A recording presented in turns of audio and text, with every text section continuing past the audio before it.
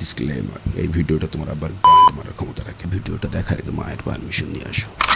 So guys, আপনি কি একজন ইউটিউবার হতে চান কিন্তু আপনার মধ্যে কন্টেন্ট বানানোর কোনো যোগ্যতাই নেই, বা আপনি একজন খানদানি নূব? তো এখন আপনি ভাবতেছেন যে আমার তো ইউটিউবার হওয়ার কোনো যোগ্যতাই নেই। আরে চিন্তা কিসের, তার জন্য তো আমি আছি। কিছু করতে হবে না, শুধু একটা নির্ভী থাকলেই হবে। সাথে সাথে আর একটা কাজ করতে হবে, যেটা চ্যানেল সাবস্ক্রাইব না করলে বলবো না। ভিডিও শুরু করার আগে আমার যাদের কাছে কোশ্চেন যে এই 41% অডিয়েন্স কারা? না ভাই, তোমরা রেগুলার ভিডিও দেখতেছো, ভিডিও থেকে মজা নিতেছো, ভিডিও থেকে নতুন নতুন জিনিস শিখতেছো, কিন্তু সাবস্ক্রাইবের বেলায় কিপটা আমি এটা কেন ভাই? তোমাদের জন্য এত কষ্ট করতেছি, মজা দিতেছি, আন্দোলন করতেছি, এবার কি বিয়ে করলে তাই সাবস্ক্রাইব করবা নাকি? So guys, please hit the subscribe button. যারা ভিডিওটা ওপেন করে দেখতেছো, ইচ এন্ড এভরিওয়ান প্লিজ সাবস্ক্রাইবটা করে দাও। এখনই সাবস্ক্রাইব করে আমাদেরকে 100K ফ্যামিলিতে পৌঁছে দাও, কারণ 100K ফ্যামিলিতে তোমাদেরকে নিয়ে অনেক কিছু করার ইচ্ছা আছে। সো গাইস, অনেকদিন হয়ে গেছে কাউকে এক্সপোজ করা হয়নি। এতদিন পরে আসলেন। এতদিন পরে কেন আসছি বুঝতে পারতেছেন না আপনি? সার্ভার আর ব্যানিশু নিয়ে আমাকে যে ঝামেলার মধ্যে ফেলাইছেন, তাতে অন্য একটা ক্রিয়েটারের উপর নজর কিভাবে দিই বলেন? ফলশ্রুতিতে দেখি যার মনে যা আসতেছে তাই করতেছে, যা মন চাচ্ছে লাইভে এসে তাই বলতেছে। তো আজকে আমরা কথা বলতে যাচ্ছি তেমনই একজন মিলিয়ন আলাক কন্টেন্ট ক্রিয়েটরকে নিয়ে। কেন জানেন? হেস, না জানলে হবে, কারণ তিনি তার কন্টেন্টের মাধ্যমে প্রমাণ করেন নামের পাশে এম আছে তাই কি, চ্যানেলে মিলিয়ন সাবস্ক্রাইবার আছে তাই কি। চ্যানেলে মিলিয়ন সাবস্ক্রাইবার থাকলেই কন্টেন্ট ক্রিয়েটর হওয়া যায় না। তো একটু টাইট হয়ে বসে যাও, কারণ অনেক দিন পর ফিরে আসছে HTC with his old intro. ओए भाई, तेरा अब्बू का लुंगी में केला मिलेगा, हमसे भिड़ेगा झमेला मिलेगा।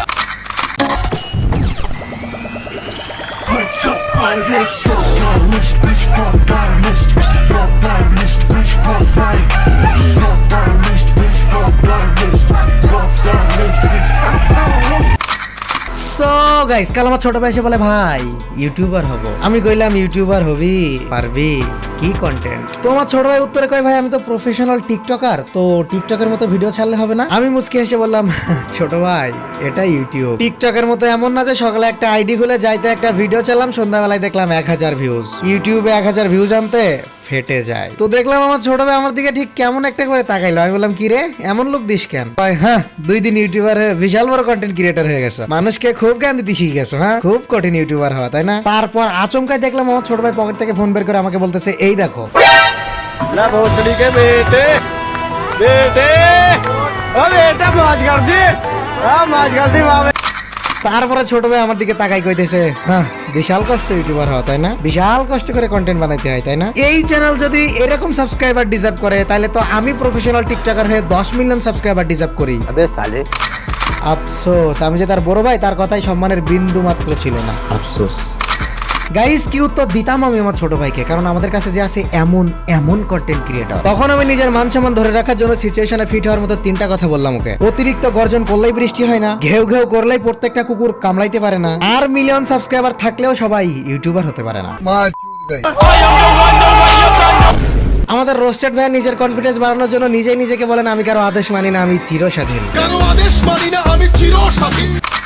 এই জন্য গাইজ আমার তাকে রোস্ট করতে ভয় করে, কারণ তিনি দাবি করেন আমি কিন্তু পুরনো রোস্টার, আমি রোস্টারদের কিং। তোরা আর আমাকে কি রোস্ট করবি, আমার নামেই তো রোস্টেড। তার কনফিডেন্স লেভেল থেকে তাকে নিয়ে কিছু বলতে আমার সিরিয়াসলি ভয় করে, কিন্তু না বলেও তা থাকতে পারি না, কারণ এরকম সিচুয়েশনে তার কন্টেন্ট দেখে নিজেকে রোস্টার হিসেবে দাবি করা অনেকটা হিরো আলমের গায়ে।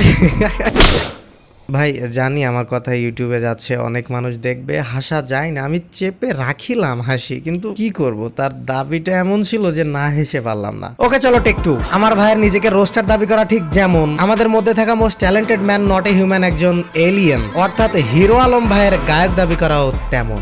खत्म, bye bye, ta-ta, good bye, गया। সো গাইস, অনেক হয়েছে তার কন্টেন্ট নিয়ে কথা বলা, এগুলা নিয়ে তো সবাই বলে, আর তোমরা তো জানো সবাই যেটা নিয়ে কথা বলে, আমি একটু ভিন্ন না কিছু পাইলে তাকে নিয়ে কথা বলি না। সবার থেকে আলাদা একটু ইউনিক প্রুফ তো আমার কাছে থাকবেই, আর আমাদের রোস্টেড ভাইও এই তালিকা থেকে ছাড় পাই কেমনে? সো গাইস, নামের পাশে এম থাকলে যে সে একজন ইউটিউবার হতে পারে না।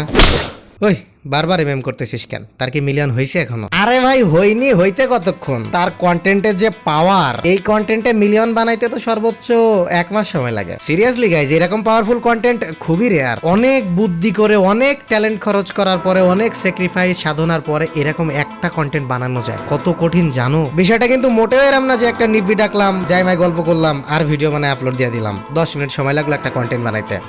কত কষ্ট হয় রোস্টেড ভাইয়ের একটা কন্টেন্ট বানাইতে, জানো?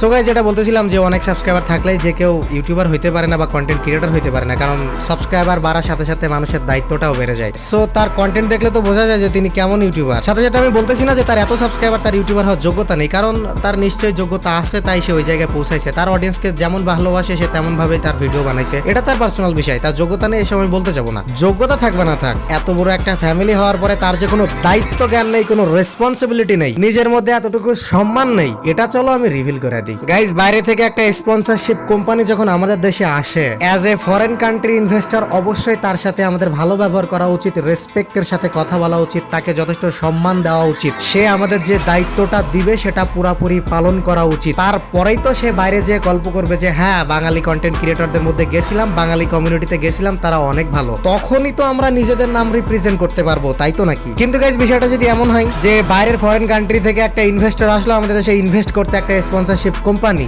আর তুমি তাকে ভগিচকি বুঝিয়ে তার টাকাটাই মেরে দিলে, আর সেই কোম্পানি যখন বাইরের আর 20টা দেশে যেয়ে বলতেছে আরে বাংলা গেমিং কমিউনিটির প্রত্যেকটা ক্রিয়েটর এমন, তখন তুমিও এই বাংলা গেমিং কমিউনিটির একজন সৎ ইউটিউবার হয়ে যখন শুনতেছো বিষয়টা এমন, তখন কেমন লাগবে তোমার নিজের কাছে? तालियां होनी चाहिए यार हमारे लिए।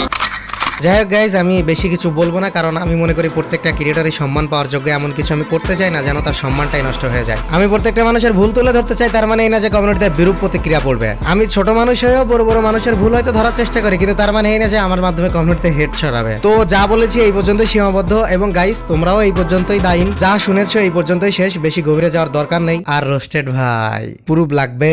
তলা দিয়ে হাত বাড়েন, প্রুফ দিয়ে দিব না। ভাবতেছেন সাবস্ক্রাইবার অ্যামাউন্ট কম দেখে আরে এই আবার কিসের ইউটিউবার? ভাই, সাবস্ক্রাইবার অ্যামাউন্ট হয়তো কম হইতে পারে, কিন্তু লেসটা অনেক দূর পর্যন্ত চলে গেছে, যেটা ধরে অনেক মানুষ দাঁড়ায় আছে। আমি গরিবের বন্ধু হিরো আলম, সন্ত্রাসীদের লাগাই মলম, মারবো বতলায়, ব্যথা পাবে নিচতলায়। সো গাইজ, মন চাইলে ঘুরে আসতে পারো এমএম গেমার ইমন নামের ভাইয়ের চ্যানেলটি থেকে। ভাইয়ের চ্যানেলে দারুণ দারুণ ফানি ভিডিওর সাথে মজার মজার টিপস এন্ড ট্রিক্স এর ভিডিও আপলোড করা হয়, যা দেখে হাসতে হাসতে তোমার প্যান্ট ভিজে যাবে। তো ভাইয়ের চ্যানেলের লিংক ডেসক্রিপশন এবং পিন কমেন্টে দেওয়া আছে। যদি মজা পেতে চাও তো ভাইয়ের চ্যানেলটা থেকে অবশ্যই ঘুরে এসো, link is in that description. আর গাইজ, এখনো পর্যন্ত আমার সেকেন্ড চ্যানেলে যারা জয়েন করনি, কি করতেছো ভাই তোমরা? হ্যাঁ, কি এ বুঝলাম না তো। একটু চাও না মজাটা যা পেতে, নাকি? মজা পেতে চাইলে আমার ডেসক্রিপশন বক্সে দেখো সেকেন্ড চ্যানেলের লিংক আছে ইয়ার। এছাড়াও সরাসরি আমার সাথে কথা বলতে যুক্ত হয়ে যাও আমার ডিসকর্ড সার্ভারে, এটারও লিংক ডেসক্রিপশনে দেওয়া আছে। এই কারিশমার কারণেই তুমি বেঁচে আছো। দেখাবো নিউ কোনো টপিক্সে নেক্সট ভিডিওতে। Till then take care, good by.